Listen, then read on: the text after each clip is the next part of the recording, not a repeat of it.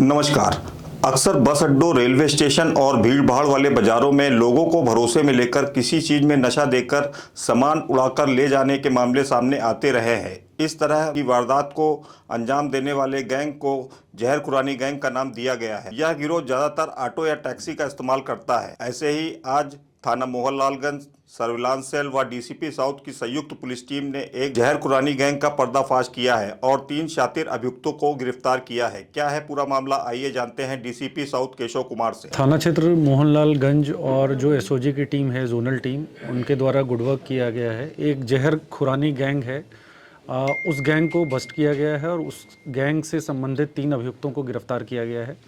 इसमें 6 तारीख को एक व्यक्ति के द्वारा सूचना दी गई थी कि उसका जो ई रिक्शा है वो 5 तारीख को 2 व्यक्ति उसके ई रिक्शा पर बैठे और उसको एक जगह से दूसरे जगह गंतव्य स्थान पे जाने के लिए उसको कहा और रास्ते में चाय पीने के बहाने उसको रोककर उसके चाय में कुछ नशीला पदार्थ मिला दिया गया था। उसके बाद बेहोशी की हालत में उसको कहीं उतार दिया गया और उसके ई रिक्शा को जो है वो कहीं और ले जाकर अपना उसका बैटरी वगैरह उसको बेच दिया गया।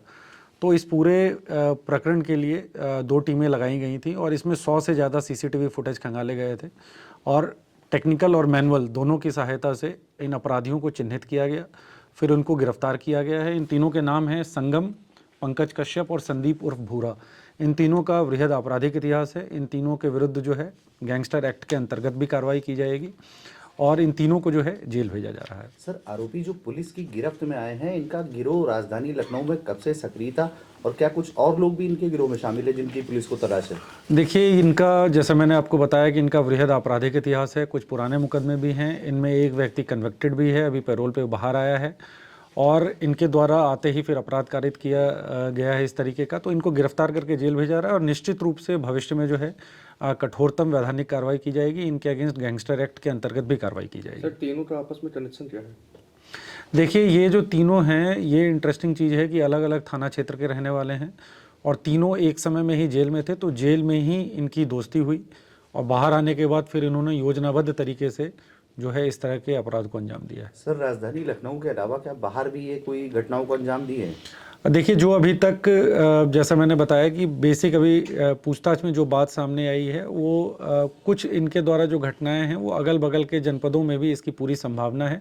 अभी और गहनता से पूछताछ करके यदि कुछ तथ्य प्रकाश में आते हैं तो उसको इन्वेस्टिगेशन में इंक्लूड किया जाएगा। सर, यह चोरी का सामान किसको बेचते थे जिनसे बरामद हुआ चोरी का सामान? देखिए, इनके पास से जो है 3 ई रिक्शा बरामद हुए हैं और 12 जो हैं बैटरी बरामद हुई हैं और 12 बैटरी इन्होंने एक कबाड़ी वाले को बेचा था।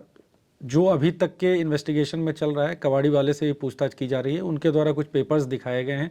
यदि ये प्रमाणित होता है कि उनकी जानकारी में ये था कि ये चोरी का सामान है तो फिर निश्चित रूप से उनके अगेंस्ट भी कार्रवाई की जाएगी। अब सभी लोगों के माध्यम से जो पब्लिक के लोग हैं उनके लिए मैसेज देना चाहूँगा कि जो भी व्यक्ति कोई भी पब्लिक व्हीकल चलाता है उसको, जैसे मान लीजिए ऑटो वाले हैं या ई रिक्शा वाले हैं, उनको ये हमेशा ध्यान रखना चाहिए कि जो भी सवारी उन्होंने बिठाया है, यदि वो किसी भी तरह का पेय पदार्थ ऑफ़र करते हैं या खाने की चीज़ ऑफ़र करते हैं, बिस्किट हो गया, चाय हो गया या कोई भी चीज़, तो वो बिल्कुल भी ना खाएं। ये हो सकता है कि उसमें कोई चीज़ मिली हुई हो जिससे आपको नींद आ जाए या नशे की कोई चीज़ मिली हुई हो।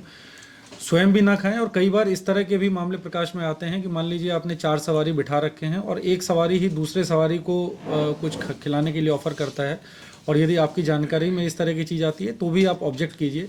यदि आप पब्लिक व्हीकल चला रहे हैं तो किसी भी अनजान व्यक्ति से कोई भी खाने की चीज़, कोई भी पीने की चीज़ आप ग्रहण ना करें। धन्यवाद।